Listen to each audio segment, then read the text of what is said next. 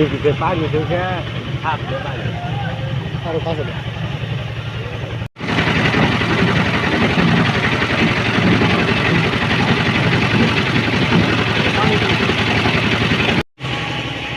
আমি বিলকল্লা বাড়ি, আমি হলো পারে এক গরিব চাষি।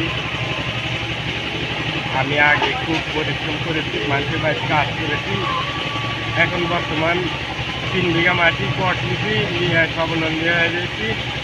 আর গাজর করছি আমি, করে আগে খুব দুঃখ কষ্ট করছি, গাজর করে আমি এখন ভালো হয়েছি। আর কন্ট্রাক্টের মাটি সব আমার নিজস্ব জমি নাই, আল্লাহ দিলে এখন আমি 5-7 লাখ টাকার মালিক হয়েছি। আর মেশিন আছে, খুব আমাদের ইয়ে কমছে, এই কষ্টটা কমছে। মেশিন আসাতে আমরা খুব সুখী হয়েছি। আগে কি করা লাগতো মেশিন আসার আগে? কি মেশিন আসার আগে আমরা পাওয়ার গ্রাম গাজর ধুইতাম, ধুইতে আমাদের শরীর অসুস্থ হয়ে পড়ে। সন্ধ্যা লাগলে আর মনে বলে না যে হাঁটি বা ভাত খাই দেখতে গায়ে ঘুমায়া পড়ি। তাহলে এই মেশিন আসার ফলে তো মনে হয় অনেকে চাষাবাদ বৃদ্ধি হয়েছে অনেক। হ্যাঁ হ্যাঁ, মানে ধুতে আর কষ্ট হচ্ছে না, আর বিক্রি করতে কি বিক্রি করতেও ভালো হচ্ছে, খরিদ্দারের লিখতেও গাজর পরিষ্কার হওয়ার জন্য মেশিন আসাতে গাজরটা পরিষ্কার হচ্ছে হয়ে যাওয়ার কারণে। আচ্ছা, বিক্রি করতে কি অন্য কোথাও যাওয়া লাগে না? না না, আমার এখান থেকেই বিক্রি হয়। ফুলবাড়িয়া থেকে, নাটক থেকে, রাজশাহী থেকে, এই রাজশাহী সইপাড়া থেকেও আসে।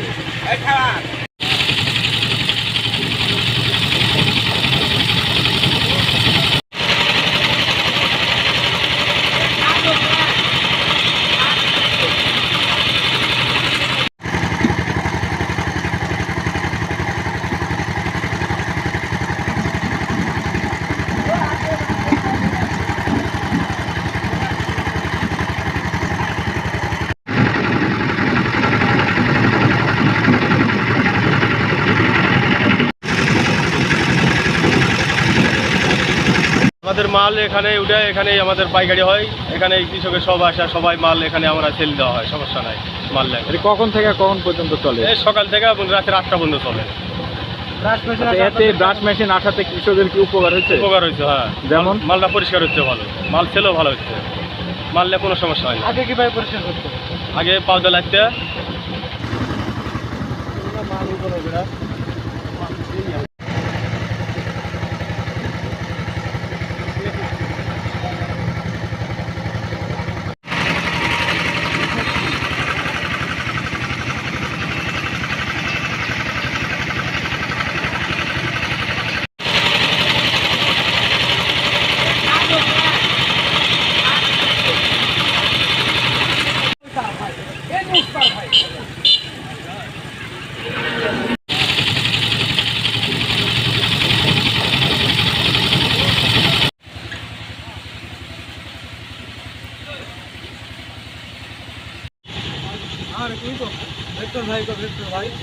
ওই যে মজমা বসাইছে দেখো।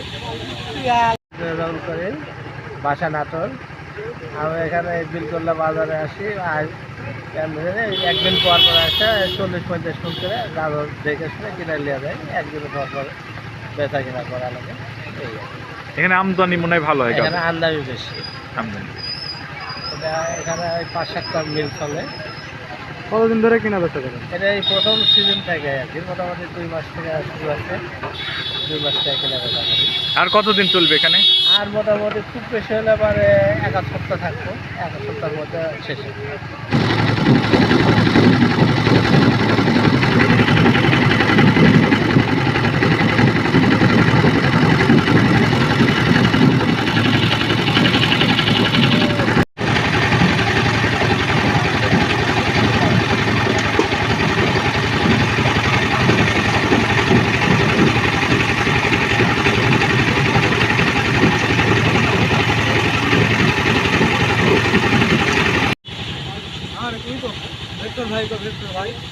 ওই যে মজমা বসাইছে দেখো।